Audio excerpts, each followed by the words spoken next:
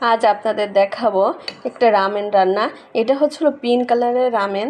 কিভাবে রান্না করবেন আমার পুরো ভিডিওটা দেখুন আর খুব সহজে রান্না করে খান। আসসালামু আলাইকুম। আজ আপনাদের দেখাবো রামেন রান্না করা। দেখুন, এটা একটা কোরিয়ান রামেন। এটা পিঙ্ক কালারের। কোরিয়ান রামেনটা খেতে অনেক টেস্টি হয়। এই পিঙ্ক কালারের এই রামেনটা খেতে অনেক টেস্টি, অনেক। এটা হলো ঝাল কম থাকে, আর এটা হলো একটু ভিন্নভাবে রান্না করতে হয়। দেখুন আমার পুরো ভিডিওটা আমি কিভাবে রান্না করে। দেখুন, এটা রান্না করতে, এই রামেনটা রান্না করতে লাগবে হচ্ছিল দুধ, আর এইখানে নিয়েছি আমি চিজ। দুধ আর চিজ দিয়ে আর রামেন, এই তিনটা জিনিস দিয়ে আমি আজকে রামেন বানাবো। রামেন রান্না করার জন্য আমি 1 প্যাকেট রামেন রান্না করার জন্য 1 প্যাকেট রামেন রান্না করার জন্য আমাকে 600 গ্রাম পানি দিতে হবে। দেখুন, রামেনের প্যাকেট কাটলে ওর ভিতর পাওয়া যাবে নুডলস, আর এইটা হচ্ছিল মিল্ক পাউডার, আর এইটা হচ্ছিল সস। এই দুইটা জিনিস থাকবে। দেখুন, পানিটা বয়েল হয়ে গিয়েছে।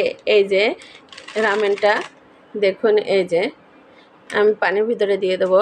এখন 5 মিনিট আমি ঢেকে এটাকে সিদ্ধ করে নেব।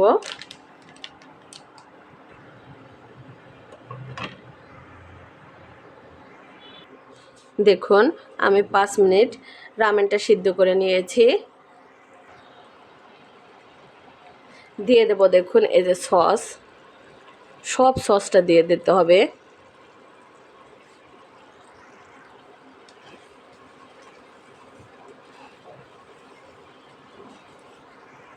এখন দিয়ে দেব এটার ভিতরে আছে গুঁড়ো দুধ। পুরো প্যাকেটটা আমি দিয়েছি। এর ভিতরে সবজিও আছে আর গুঁড়ো দুধ আছে। ভালো করে একসঙ্গে মিশিয়ে নিতে হবে। এখন দিয়ে দেব দুধ। আমি 100 গ্রামের মতো দুধ দিয়েছি। দুধ একটু বেশি দিলে ভালো হয়, খেতে মজা হয়। এখন দিয়ে দেব আমি চিজ। দেখুন, এই যে আমি চিজগুলো দিয়ে দেবো। এখন সবগুলো চিজ দিয়ে দেবো।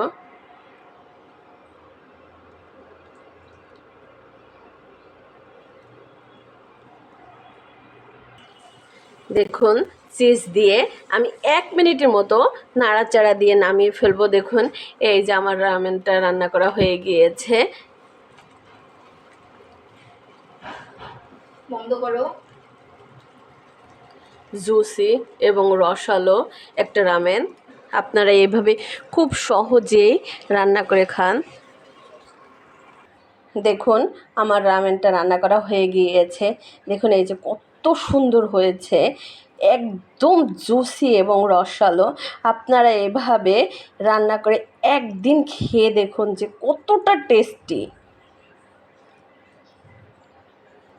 খুব সহজে, খুবই সহজে টেস্টি। এইভাবে রান্না করে খেয়ে দেখুন। এই রামেনটা এই রামেনটা অন্য রামেন থেকে খুবই টেস্টি এবং খেতে ঝাল একটু কম। অন্যগুলো তো অনেক অনেক ঝাল, কিন্তু এটা ঝাল মিষ্টি একসঙ্গে। এটা চিজ রামেন। আপনারা এভাবে রান্না করে একবার হলেও খেয়ে দেখুন যে কতটা টেস্টি হয়। আল্লাহ হাফেজ।